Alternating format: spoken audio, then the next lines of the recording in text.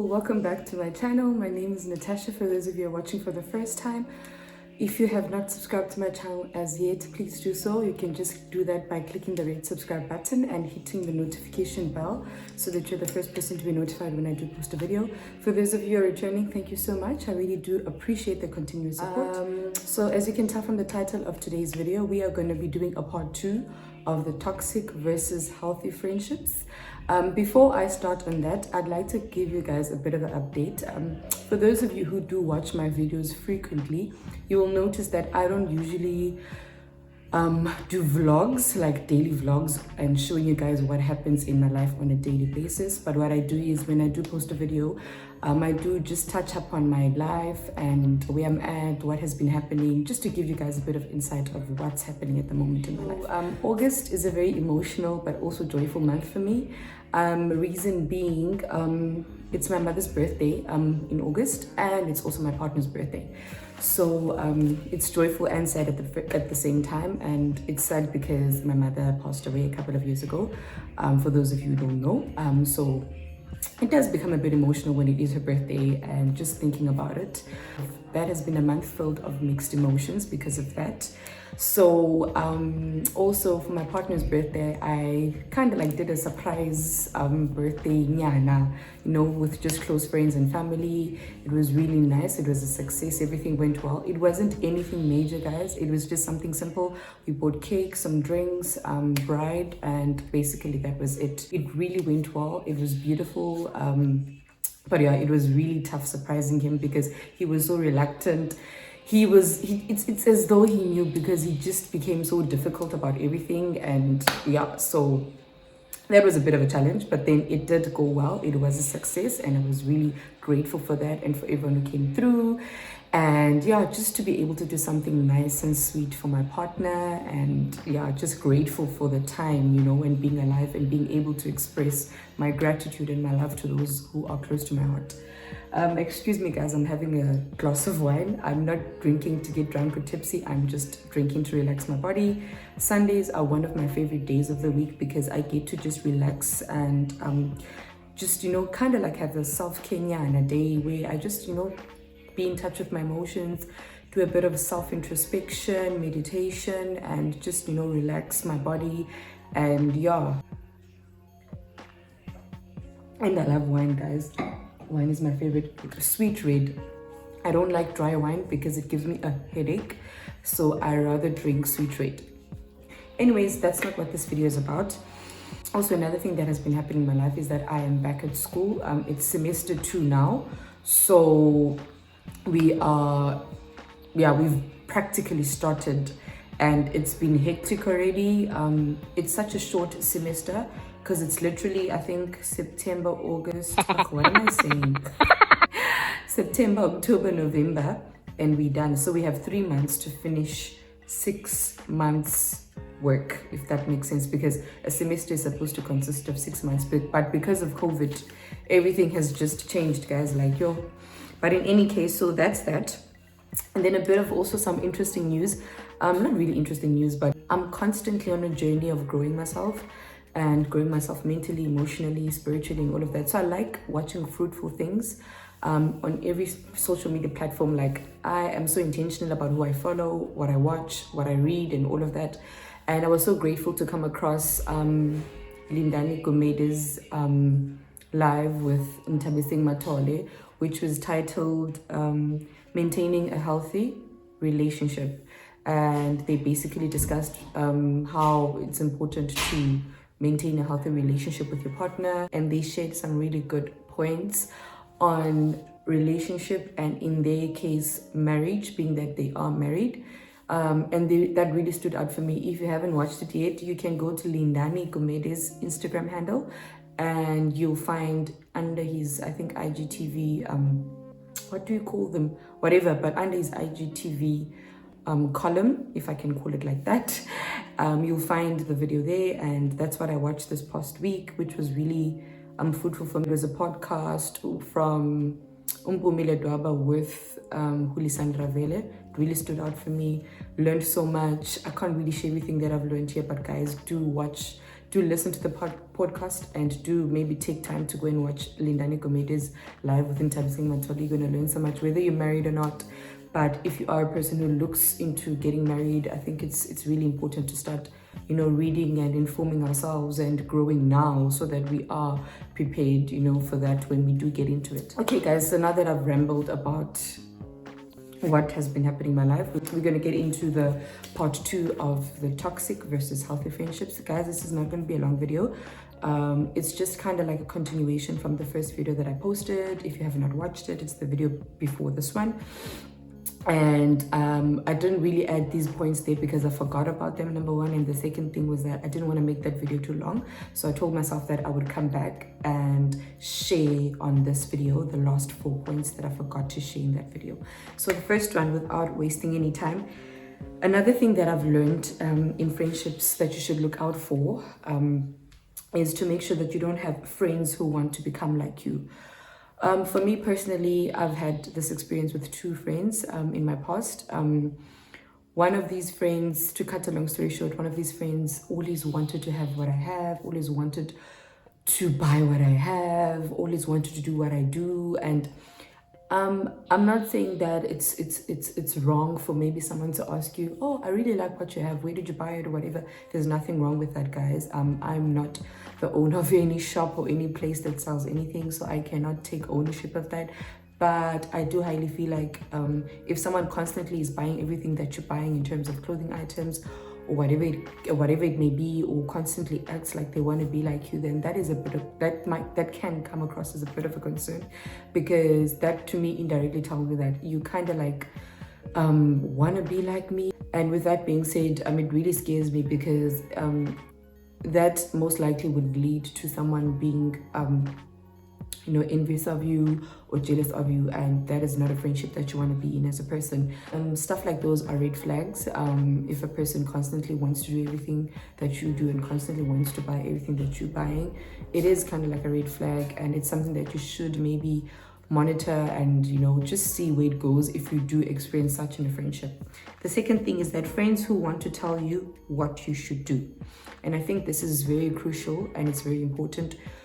Being friends with people who tell you what to do with your life is also a bit dangerous, because you don't want to be friends with someone who, when you go to them for advice or when you tell them what you're going through, and the first thing that comes to their mind is you should do this and you should do that. In the years of my living, I've learned that it's so important to ask someone how are they feeling about the situation. How do they think they would handle it best, and to ask them, what do they think they want to do. The only thing that you can do as a friend is advise someone, but not tell them what to do, because that automatically creates kind of like a wall that, you know what, I am not going to her, because every time I go to her to tell her what I'm going through, the first thing she does is become my mom or become this judgmental person who tells me what to do and not to do. I don't think any of us have the power to tell someone else what to do and not to do with their lives, because at the end of the day, they're going to do what they see best fit for them. But I think it's really important in friendships that you advise someone when they come to you, and you listen to what they have to say, and give them advice if you can, but don't tell them that, you know what, I think you should stop being friends with that person, or you know what, I think you should break up with that person, or I think you should just quit this or do that, but rather listen to the person and give them advice than telling them what to do. The third thing is that friendships that are not affected by long distance and silence. This basically means like friendships that are not affected by long distance and silence are healthy friendships. So in the sense of, I'm going to speak about myself. I've got friends who are out of town, who don't stay in the same town that I live in, and I barely communicate with them. We don't check up on each other like on a daily basis, but we do try by all means at least to talk to each other when we can, and at least a week or 2 weeks don't pass by without us having spoken and communicated with each other. So and even if we don't communicate for a long period of time, like the minute that we do talk, we just click and we pick up from where we left off basically, and there's no awkwardness, No one keeps grudges on the other person. There's not too much expectation. There's not, I don't know what you guys call it in English, but ulinda, where you like tell yourself that, okay, because I was the last person who communicated with this person, I'm not going to be the first one to do it again, and stuff like that. So for me, those are really healthy friendships where we understand that life is busy, life is tough, things are not easy. We constantly have a lot of things to do. Our minds are consumed so much, but when we do think about each other, we check upon each other, we call each other, we text each other, and there's no funniness or awkward vibes, you know. And rather than having a friend or being in a friendship where once you guys are not in the same vicinity, once you guys are not in the same country, the same city or the same town, it's like the friendship just dies and you guys don't even communicate at all. And for me, what really stood out about that point also is that I've got friends in the same town that I live in that I barely ever communicate with, you know. And I've got friends who are out of town that I communicate with frequently than the ones that are in town. So for me, I just appreciate those type of friendship because there's no pressure put on each other, and there's no awkwardness when we haven't spoken in a long time. There's no expectation that someone else expects you to be the first to communicate or whatever the case may be, you know. So for me, I really do appreciate those type of friendships because a friendship that is not affected, you know, by distance or silence is a really strong friendship, I think. And it's actually a friendship that is probably built on good foundation, because we know that when we do speak, it's going to be awesome. We're going to catch up. We're going to, you know, speak about the things that we haven't spoken about or whatever the case may be. The last point is that don't be afraid to make new friends. Guys, I can't stress this enough. I think the older that I become, the more I thought that, you know, the people that you have at that time, or that the friends that you have at that specific time, are the only friends that you're gonna have until, you know, you're old or whatever the case may be.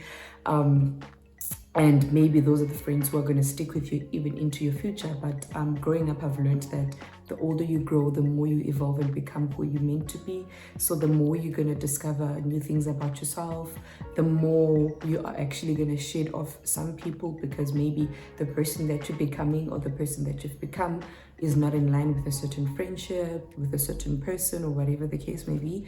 So I always thought that I can't be friends with anyone else. And I think generally, more than anything, I had a fear of being friends with new people because of past hurt and past disappointment and past friendship heartbreak and all of that. So I just closed my doors and I told myself that I am not allowing anyone else to come into my life again. And I basically created this wall, and I had this wall built up. And I recently became friends with someone unexpectedly, and we actually really clicked. We had so much in common, and I didn't think that I'd ever find a friend who has so much in common as I do. And just realizing that, wow, I actually managed to actually become friends with someone at this old age. And it actually was a lesson for me that don't be afraid to be friends with new people. Don't close in, don't have your walls built up. Yes, be cautious, be alert, you know, learn to know people before you get them deep inside your life, before you share too much with them about your life. But do not be afraid of opening your doors and getting to know people.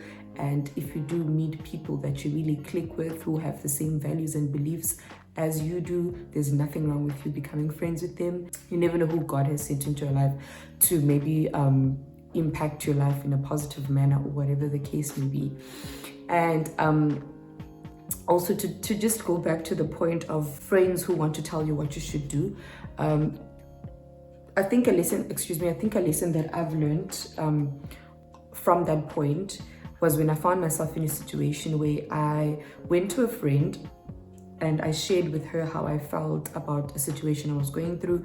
I basically poured out my heart, guys. Like, at that time, I felt like it was a safe space for me to open up. And I think, looking back now, before I carry on about what I was going to say, but looking back now, in hindsight, I'm actually like, I kind of like feel like I regret sharing how I felt about my life at that time with her, because the way that she reacted was so disappointing, you know. So basically, I told her how I felt about this. I opened up my heart. I told her like the deepest secrets that I was going through, things that I kept to myself for a long time.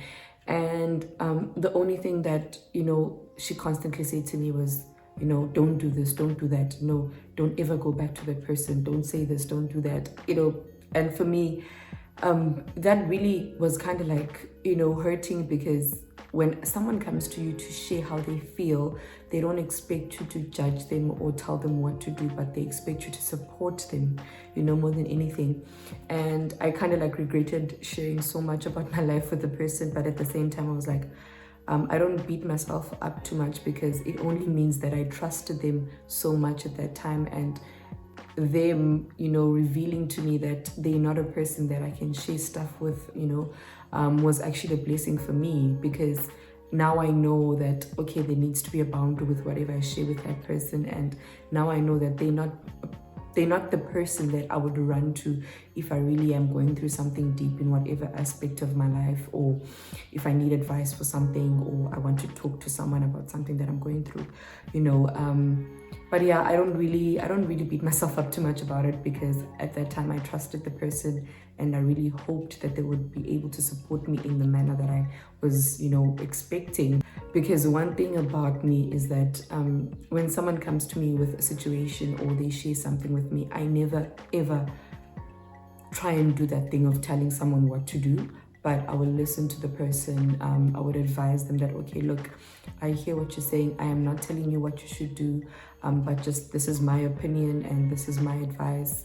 You know, whatever that I can say to the person to encourage them, maybe tell them to think about the whole situation a bit more, and just tell them that, okay, you know what, my personal opinion is this, but what's important is how you feel, and I want to know how you're feeling. What do you think? What do you think you should do, you know, in the situation? So yeah, guys, basically that is part 2 of toxic versus healthy friendship. Those are the points that I missed on the other video, and I thought I need to actually still put out there. I hope you guys enjoyed this video. If you have not subscribed to my channel yet, please do so, and don't forget to hit the notification bell. Please leave a comment in the comment section if you have any advice or anything that you've gone through in friendships, and don't forget to like if you enjoyed this video. Thank you so much. See you in the next video.